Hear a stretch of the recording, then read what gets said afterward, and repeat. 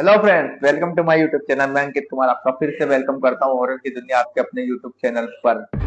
आज की जो स्टोरी है ये एक यक्षिणी की है। जी हाँ दोस्तों, यक्षिणी के बारे में आपने बहुत सुना होगा, बहुत सारी वीडियोस देखी होंगे, बहुत सारी चीजों के बारे में आपको पता भी होगा। कंठ सासनी यक्षिणी, ब्रह्म राक्षस, चुड़ैल डायन, कच्चा कलवा, ऐसे बहुत सारे हैं चीजें जिसके ऊपर वीडियोस बनी हुई हैं। मैं पर इन सब चीजों के ऊपर वीडियोस ज्यादा नहीं क्रिएट करता हूँ, क्योंकि मुझे जो रियल लोगों के साथ जो घटनाएं होती हैं, भूत प्रेत और जो होती है, और कुछ तो स्क्रिप्ट में करता हूँ क्योंकि कुछ चीजें हैं जिसके ऊपर हुई हैं पर मुझे भी कंफर्म नहीं है। जैसे मैंने लखनऊ रेसिडेंसी पार्क के ऊपर वीडियो बनाई हुई है, खूनी दरवाजा बनाई हुई है, और ये क्या नाम है, ये संजय वन के ऊपर वीडियो बनाई हुई है। मैंने बहुत सारी वीडियोस ऐसे क्रिएट करी हैं जो आज की डेट में हॉरर है और हॉरर प्लेसेस में गिना भी जाता है।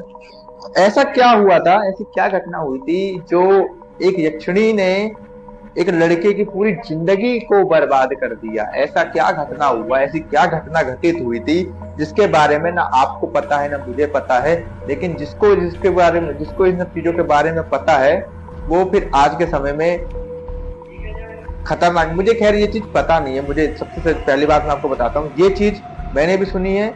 और यक्षिणी क्या होता है, यक्षिणी होती क्या है, आपके मतलब ये पता ना पता है तो बात की बात होगी। यक्षिणी होती क्या है, कुछ जो लोग सही में एक्सप्लेन कर सकते हैं प्लीज कमेंट में करके जरूर बताना। पर जो मैं आज आपको बताऊंगा, यक्षिणी, यक्षिणी एक ऐसी चीज होती है जो आजकल जैसे कर्ण पिशाचिनी होती है ना, कि अपने इनकी सिद्धियां अलग हैं, कर्ण पिशाचिनी सिद्धि अलग है।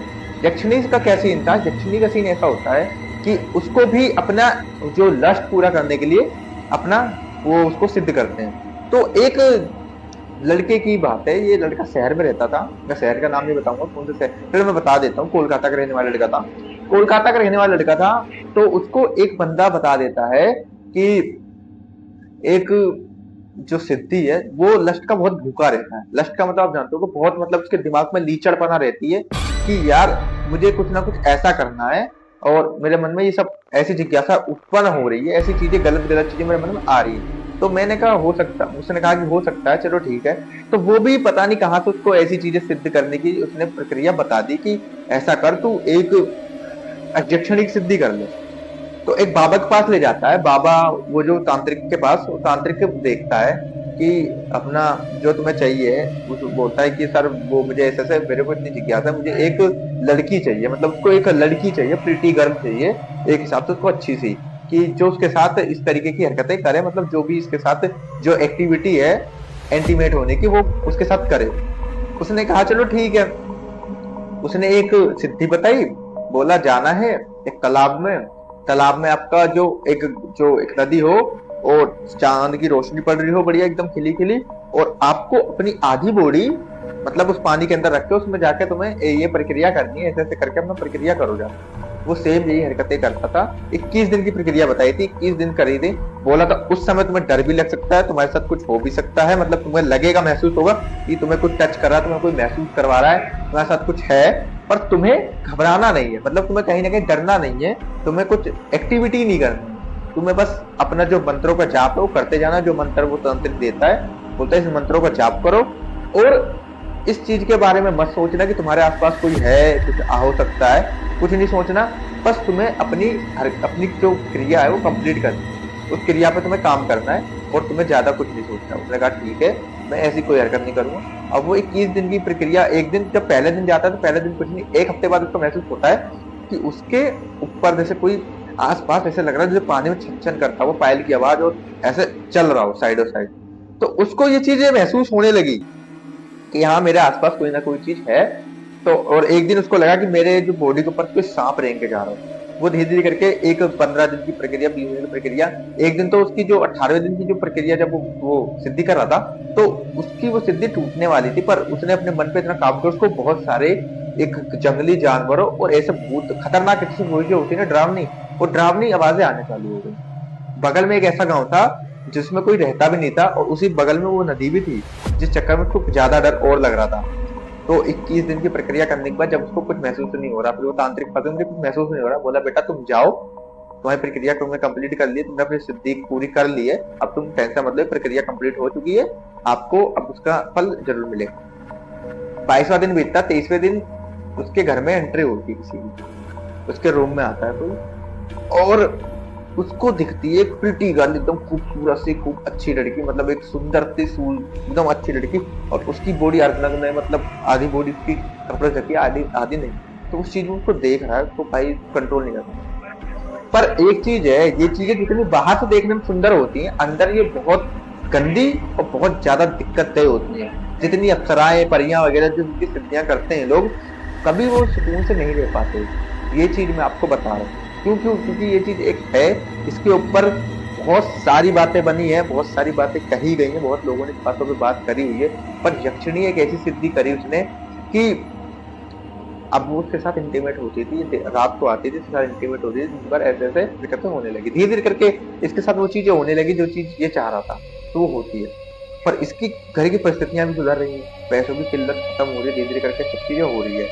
पर एक समय तक ये सब चीजें अच्छी लगती हैं, जब एक समय को पता चल गया कि अब मेरी इतनी कैपेसिटी नहीं है, अब उसको शादी भी करनी है, अब उसकी उम्र हो गई है नहीं। पर उसने अपनी आधी जिंदगी तो सब चीजों में बर्बाद कर ली, इंटीमेट होके और हरकतें करके फालतू की। तो ये क्या हुआ, अब इसको समझाया जाने लगा, कहा जाने लगा कि ये जो हरकतें, ये जो तू एक्टिविटी करता है, मतलब कि उसके दोस्त ने कहा तूने सिद्ध कर लिया, लेकिन अब तू अपने आप को देख, अब तू कैसा होता जा रहा है। अब वो कह रहा है कि अब मुझे सब चीजें नहीं करनी, तांत्रिक के पास जाता है, तांत्रिक से। पर एक चीज होती है इन सब चीजों में, हम डायरेक्ट कुछ भी कर नहीं सकते, सिद्ध तो कर लेते, लेकिन भेजना तो शायद तांत्रिक को भी नहीं आता था। तांत्रिक ने कहा कि चलो मैं देखता हूँ क्या कर सकते। धीरे धीरे करके एक समय बीतता है, समय बीतने के अनुसार वो देखता है कि अब उसकी हेल्थ बहुत कमजोर हो रहा है, बहुत मतलब वीक होता जा रहा है। अब वो डेली डेली कितना इंटीमेट हो लेगा बंदा, डेली डेली नहीं हो सकता। अब वो इन सब चीजों से दूर भागने लगा, बचाव करने लगा, मतलब कि अब वो, पर वो जबरदस्ती उसके साथ ये सब चीजें करती और चाहती थी। उसका सब कुछ सही हो गया था, लेकिन अब धीरे धीरे करके परिस्थितियां उल्टी होना चालू हो गई। पापा की तबीयत खराब होने लग गई, मम्मी का अस्थमा की रोगी हो गई, बहन बहन को पैरों में दिक्कत होने लगी, चलने फिरने में उसको बहुत दिक्कत होने लगी, उसको पैरों में दर्द रहे, मतलब कि एक हर चीज होने लगी। एक दिन क्या होता है, पापा सीढ़ियों से गिरते हैं, उनके सर में चोट आती है, हॉस्पिटल ले जाते हैं, उनकी डेथ हो जाती है।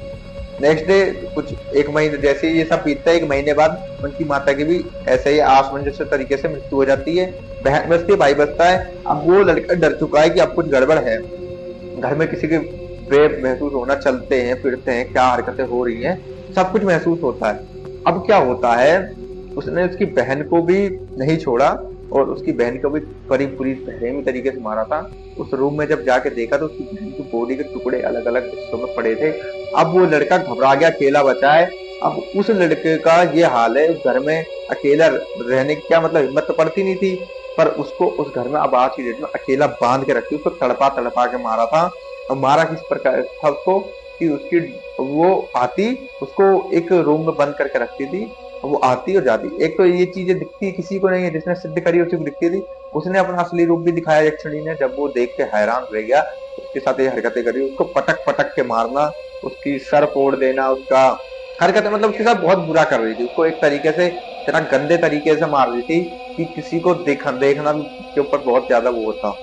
और एक समय आया जब अब उस घर से बड़ी खतरनाक बोली आने लगी, आसपास के जो लोग रहने वाले थे वो भी डरने लगे, कहने लगे कि अब ऐसा लगता है कि इधर के आसपास से अगर कोई गुजर जाए तो इतनी भयावह आवाजें आती हैं, इतनी खतरनाक वॉइसेस आती हैं, इतनी खतरनाक डरावनी आवाजें आती हैं, जो जो एक नेक्स्ट लेवल को अलग लेवल पे ले जाती हैं और उसको एक खतरनाक वो बना देती हैं, हॉरर कॉन्सेप्ट की इस चीज को कैसे रोका जाए। तांत्रिक आता, तांत्रिक देखता, तांत्रिक कहता ये मेरे बस की बात नहीं। अब इस घर को मैं बांध सकता हूँ, पर इस घर से उसको नहीं निकाल सकता। जो इस लड़के ने, उसने सिद्धि में ही कुछ गलती करी थी, या हो सकता है उसने जो तंत्र तांत्रिक ने ही कुछ सिद्धि गलत बताई थी। पर ये चीजें क्या हुई, उसके दोस्त ने तांत्रिक के ऊपर ब्लेम डाला कि इसने ही मेरे दोस्त के साथ कुछ गलत हरकत करी है, वरना वो बहुत ठीक था, बहुत सही था, वो कभी इन सब चीजों में नहीं पड़ता था। जो चीजें आज उसके साथ हो रही है कभी नहीं हुई थी। तो उसने तांत्रिक को बोला कि मेरी गलती नहीं है, जब तुम अपना लस्ट पूरा करना, अपने इच्छाओं को पूरा करना चाहोगे तो कुछ भोग तो वो लेगी ना।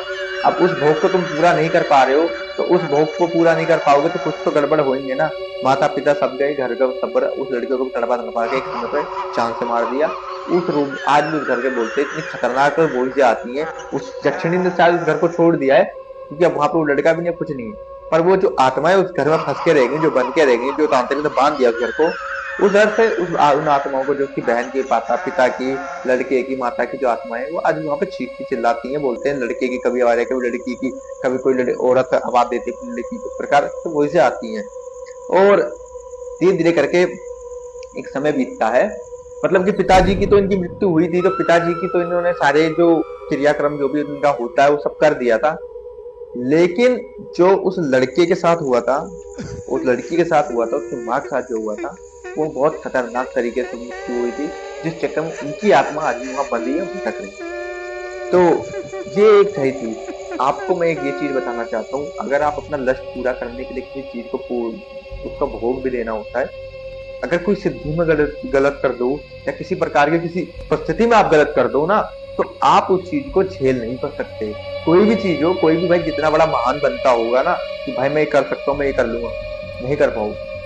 कहना आसान है, बोलना आसान है कि मैं ये कर सकता हूँ, मैं ये कर सकता हूँ, पर आप एक समय के बाद इन सब चीजों को झेल भी नहीं सकते, क्योंकि ये बहुत भारी पड़ती है किसी लोग पर। तो आई होप आपको ये वीडियो पसंद आई होगी। पसंद आई हो तो लाइक कमेंट शेयर सब्सक्राइब कर दो। अपने भाई को सपोर्ट करो। जय श्री राम भाई, राधे राधे।